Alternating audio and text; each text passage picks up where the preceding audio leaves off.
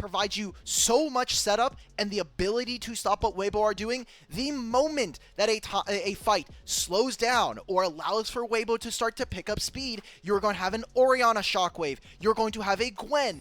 There is an on-the-way ping on the top side of the map, either from Xiaoshu or Shun communicating, hey, look at this wave that is now stacking up against me. I have chunked Breathe below 50% HP. He just used teleport. The only thing this guy has is Ghost, so he has to be careful. Otherwise, he could be in trouble. But this is actually signaling a lane swap for Pays to go over to the top side of the map. And now that Xiaoshu has the teleport advantage over Breathe, he's going to be able to port to the bottom side. Wait, Shun they can actually play for this. Wait a minute, they're not going to get this dragon. They're able to push them off of it. Shun, Scout, and Jewel all contest Tien. And now it's at 700 HP. Shun should be able to clean this up. That's first dragon going over to JDG. Weibo just completely dropped the ball. JDG got this done to them just last night. Weibo, they played the Rumble into Aurora matchup, and for Breathe, he saved his teleport so he can make a play on the opposite side of the map and did this exact line of play. Crisp is, for some reason, on this side of the map. He should be able to get out, but Dwo's here. I don't like this.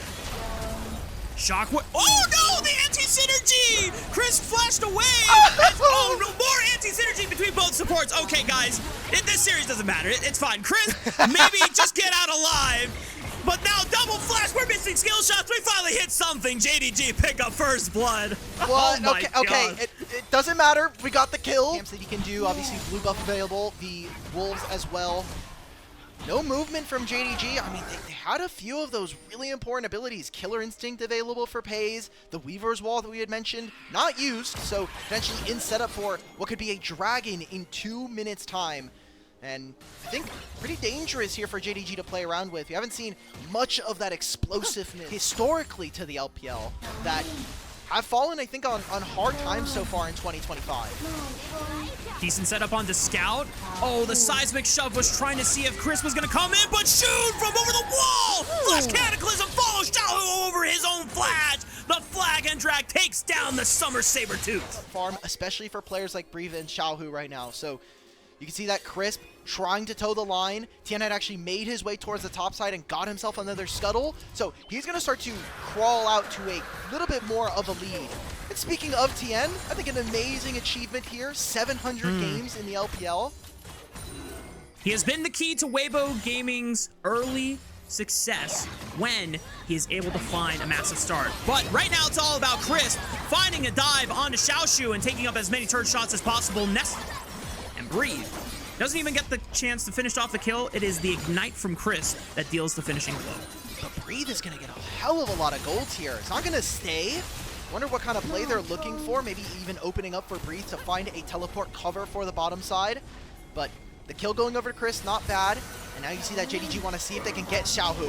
No flash. Oh, nice delayed combo from Zhuo to make sure that Pays and Scout have enough time to follow up on the play. Feat of Warfare secured for JDG. Breathe teleports to the bottom side, but it seems like the play is already over. And Weibo, the best that they can do is just make sure that they do not give over too many plays. It's an important timer there. Scout has to be so careful. Scout has no mana. He has flash, but can he get over the wall in time? He can't get over, and Tien is just going to flash up and Breathe dies under the tower, but now Shun will look to punish the Gwen with a Cataclysm to lock him down, and JDG moved to 4 kills. He's going to be disappearing, but Xiaoshu is getting a ton of gold in return. Between Worlds is not available for Xiaoshu. Xiaohu knows that he has lethal in the 1v1 and punishes the Bunny Witch. Reset so that Weibo Gaming don't get a free objective for themselves, but they're going to be able to burst it down, and JDG don't look like they have a way to recontest. I think JDG are about to get feats of strength, though, because this will... Oh, no, they don't, because they took the turret. Wall is completely gone. Rift Herald is going to get dropped here by Tien. I don't think that was intentional. I think he was looking to put down a ward or use his sweeper here, so JDG are going to get this entire Herald, but will they grab the dragon? Because that puts them on Soul Point if that's the case. Weibo don't want to give it over easily. No one from the Rift Herald. Oh, flash pulverized Ron into Chris. He's able to wall slam, but it doesn't even matter. He gets the dragon's gonna go down anyway. Light able to burst out the cow. 2,000 HP. Who's gonna get the dragon? Shun secures it for JDG. That's the objective feats of strength for JDG secured. They are now on Soul Point, and if they can mitigate these deaths, some level of improvement from this player, and now JDG find themselves on Soul Point here in this game in a way that really, I think, augments their ability to play, because now every 5 minutes they are inviting Weibo to fight, and you need to be able to hit on timers. If you get that Infernal Soul, I think it makes the game so much easier to play. So far, a lot of the problem individuals on JDG that we have given heavy criticism have at least our Ascend group, but always a possibility with the level of play we've been seeing from them. Now, an Otacon started, and Xiaohu is nowhere near this fight. Joel, all you gotta do is just keep Tien out of the pit. Keeper's verdict, not in time. Otacon secured for Shun once again, and now Weibo have to decide if they want to pursue the chase or if this is now a lost fight. Joel is angling for another headbutt pulverized combo, but Breathe was chunked to 50%. Oh, Pace! Looks for Gwen! One more auto attack! Good night, Breathe! That's another one. We might get right into another fight. Tien's dead. Tien gets knocked up and caught up. He's bent by Pays. He picks up the double. Light now surrounded by all 5 members of JDG. The Shockwave, as Shun is not able to buffer the flag and drag through the Shockwave. And so Xiaohu does manage to get out alive, but JDG able to deal a heavy swing against Weibo in this series. Scout? Flash on the Xiaohu, finds the seismic shove. Okay, Scout. I see you. Okay, JDG, they said yesterday was a fluke. Let's go take our free win. That's going to be Chris dying again. So uncharacteristic for this squad to be messing up on Poppy, a champion that was so pivotal for them in multiple series across the year. And they lose out on the mid-tier one as well. This is a start for JDG in this game 1. And for JDG fans watching at home, I think the only thing they can say is, where was this yesterday, guys? I mean, not even just yesterday. Can we, first of all, let's finish out this game, and then let's close out a series. Because we've seen JDG take now individual games off of a team like BLG, top esports as well. We've seen them be competitive in early games, but mid-game, sometimes their solo lanes like to get caught out, and you see that Pays is extra desperate trying to make plays. Dragon spawns now. This is Infernal Soul and Weibo are finding it impossible to walk into this river. Breathe on the how did Breathe get onto the backside? Shockwave through Chris, finds Scout. That's the big shutdown going over to Gwen. Joe punts away Tien. Pays all in onto the backside of the fight. Shun falls up with a beautiful knock-up, and now Xiaoshu is passing through the brush, trying to find Tien and chase him out of the jungle to deny the Infernal Soul away from Weibo. And it doesn't look like Tien will be able to get back in.